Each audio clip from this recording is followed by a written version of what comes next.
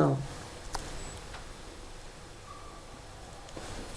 Quand Maurice Charbit, 18 ans, suite à une rivalité amoureuse, quitte brusquement son Algérie natale pour l'aventure en France, il ignore qu'il va traverser la guerre et se retrouver en 1946, seul juif à Paris.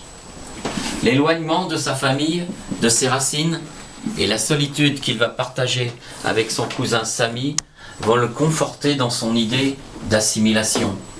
Pourquoi être juif après la Shoah? Qui est juif? Ça sert à quoi?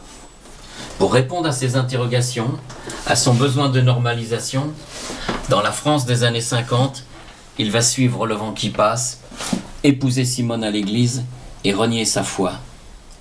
La naissance de son fils François va cependant le ramener à la réalité. La maman restée en Algérie lance « À quand la circoncision ?» Maurice alors, empêtré dans ses contradictions, agacé par sa mère, harcelé par sa belle-mère, blasphème et hurle au ciel. Il va fuir et mènera une vie de débauche. Inspiré d'une histoire vraie, Yom Teshuvah de Jean-Jacques Astruc est un voyage initiatique dans la France des Trente Glorieuses.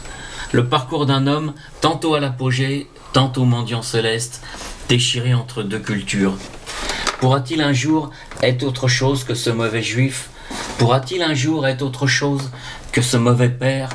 Lui, le meilleur ennemi de son fils. Mais un fils peut-il sauver son père? Un fils peut-il sauver son père?